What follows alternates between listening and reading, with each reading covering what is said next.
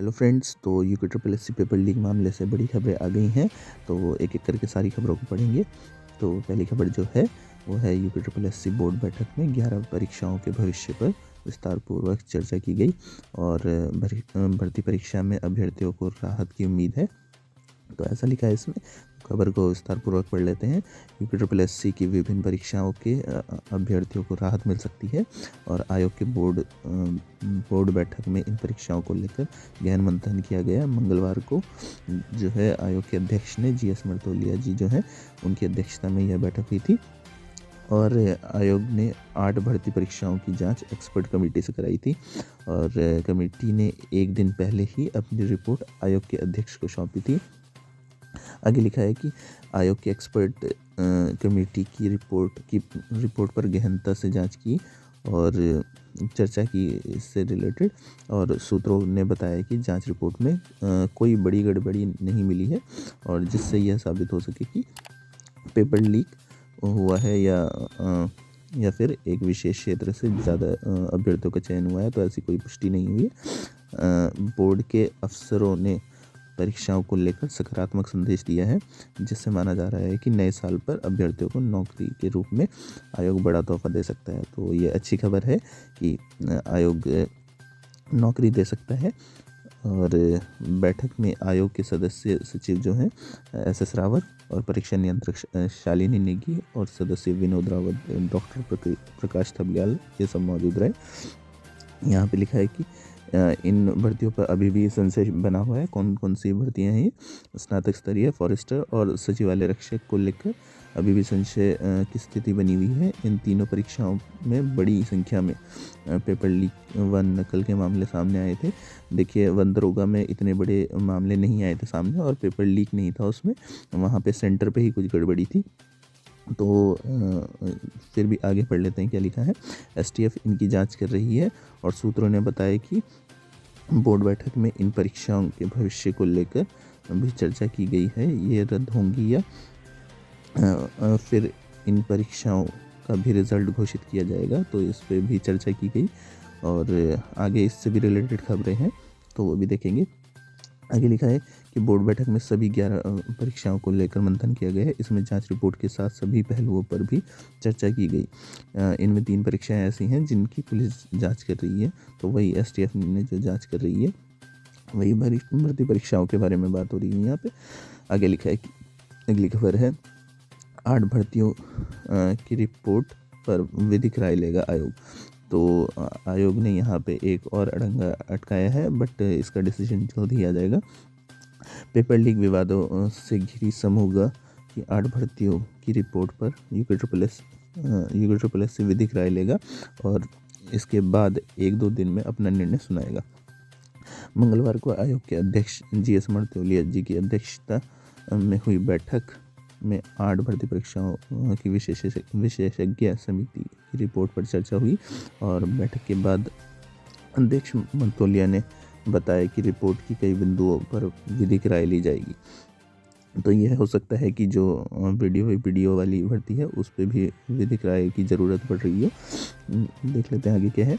बताया कि 1-2 दिन में विधिक राय मशवरा करने के बाद आयोग अपना निर्णय सुनाएगा। भर्ती रद्द होंगी या नहीं, इसके बाद ही स्थिति स्पष्ट हो पाएगी। और गौरतलब है कि स्नातक स्तरीय परीक्षा, सचिवालय सुरक्षा संवर्ग सहित भर्तियों में पेपर लीक होने के बाद अधीनस्थ सेवा चयन आयोग की 8 भर्तियों में खटाई पड़ गई थी। तो अगली खबर जो है वो भी इसी से रिलेटेड है। यहाँ पे लिखा है कि जांच समिति के 2 अन्य सदस्य उच्च न्यायालय के सेवानिवृत्त एडवोकेट जनरल BK महेश्वरी व RDTA के विशेषज्ञ संजय माथुर ने भी रिपोर्ट के कुछ तथ्यों पर राय दी है।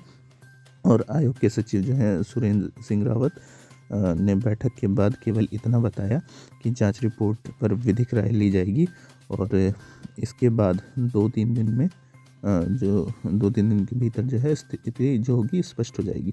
उन्होंने सभी परीक्षाओं को क्लीन चिट मिलने की बात से इनकार किया है। तो देखिए, यहाँ पे क्लीन चिट सभी परीक्षाओं को नहीं दी गई है, ऐसा SS रावत जी ने बताया है।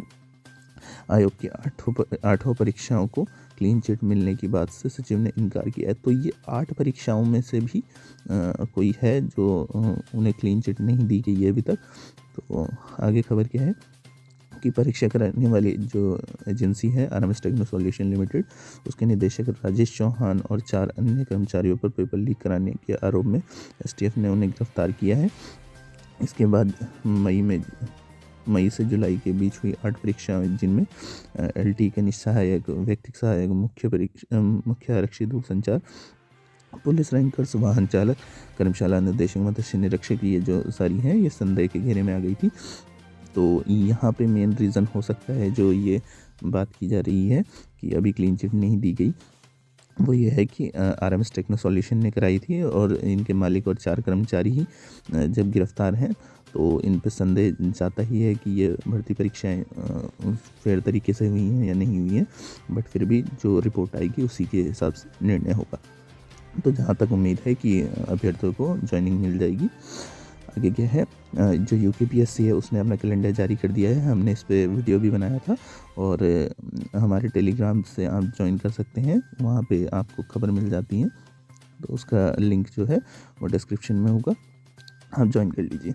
तो यहाँ पे लिखा है कि 2023 का वार्षिक कैलेंडर जारी कर दिया है और यहाँ पे तो ऐसा भी लिख दिया है कि वेबसाइट पे डाल दिया गया है ये, बट अभी तक नहीं डाला गया था शाम तक, तो अभी पता नहीं डाला होगा या नहीं डाला होगा। फिर देख लेते हैं। पहली परीक्षा जो है वो होनी है 8 जनवरी को, आपकी पटवारी लेखपाल वाली।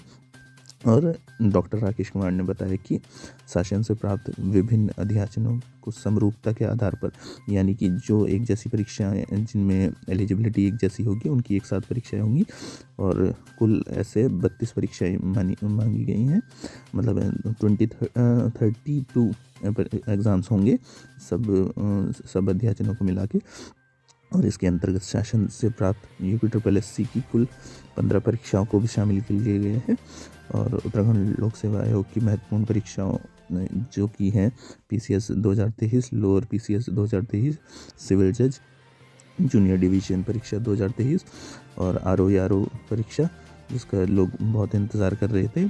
और JEE परीक्षा, वन क्षेत्र अधिकारी परीक्षा और APS की परीक्षा होनी है 2023 में।